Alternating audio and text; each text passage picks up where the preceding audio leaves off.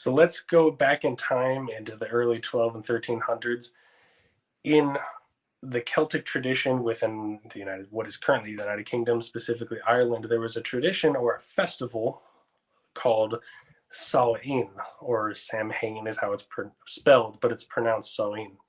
And the Samhain festivity was at the solstice, where the basically fall solstice. So they had different festivals for each changing of seasons. So one of the largest aspects of Samhain in this Celtic tradition was the observance of a bridge between the spirit realm and the realm of the living, and this veil being lifted so that you could interact between the two.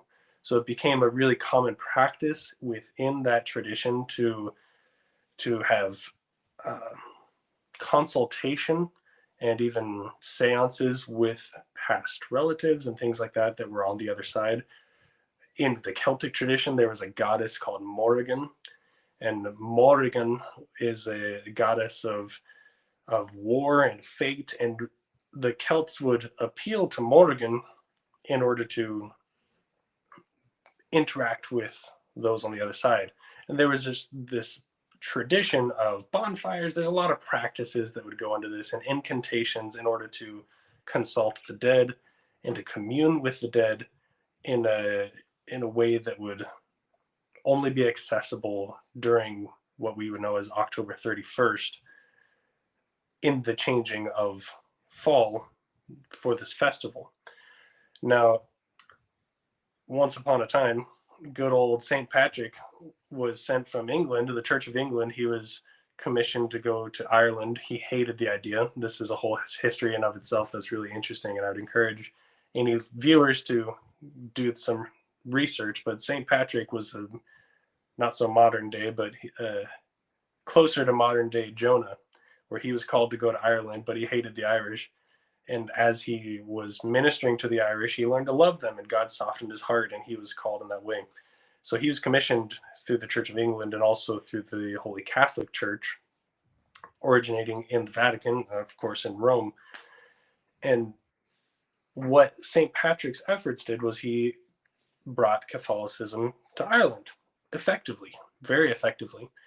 One of the major evangelistic tools at the time was to integrate the existing pagan festivities and rituals into Catholicism, to kind of bridge that gap, to make Catholicism more appealing to the people that were living there. So these Celtic civilizations, who had a set of rituals and practices that they were used to, they didn't want to give up their Samhain tradition. So what, not necessarily St. Patrick specifically, but what the Catholic Church and the missionaries that were coming from the Vatican to make an influence in Ireland, what they were doing was they were finding ways to combine holidays in the church with the pagan practices so that they could bridge that gap and redeem the pagan practices. The effort was an effort made to redeem those practices, to make them more righteous. Unfortunately, what ends up happening, and I don't know whether this is good or not, because certainly it was done for the sake of righteousness.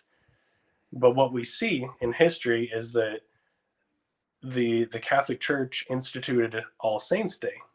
All Saints Day was then it was put on by Pope.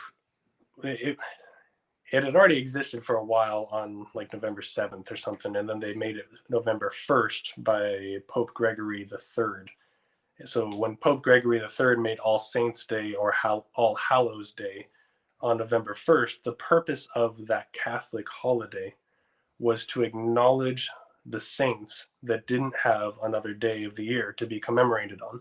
So this was a way of kind of bunching together all of the saints and honoring these dead saints by really paying homage, or paying homage, however you want to say it, to these dead people. And it gemmed pretty well with the existing pagan traditions of consulting the dead, except the Catholics came in and said, no, we don't do these seances and stuff. Let's make it worshipful and bring in elements of like incense and candles and beautiful things to honor our fallen saints. Now, just bear with me here while we trace that history. When Pope Gregory III made that unified for the entire Holy Roman Catholic Church, then it wasn't just the Celts that were being forced to do this. It traveled throughout all of the Catholic Church, which at that time was growing beyond any previous reaches of any Christianity or really faith in general. So what we see is then Spanish conquistadors take a lot of the Catholic traditions and observances when they're conquering South America and Central America. The English that come into New England of Americas and throughout Canada, they bring those traditions as well. So even now, in a lot of the Hispanic cultures in Central America, we have the Day of the Dead, which is also All Saints Day, but it's a way of observing and keeping lineage between the dead and the living and keeping a community between those things. And this is how a culture is brought to the United States. And the United States, it adapted and it grew largely through Irish immigrants who were coming during like the potato famine and lots of different things that forced the Irish immigrants to come into the United States through Ellis Island. So in New England, it was a common practice to start observing All Hallows Eve. All Hallows Eve is what we now call Halloween. And it's a day dedicated to observance of the dead and communing and paying homage to fallen people, relatives, saints.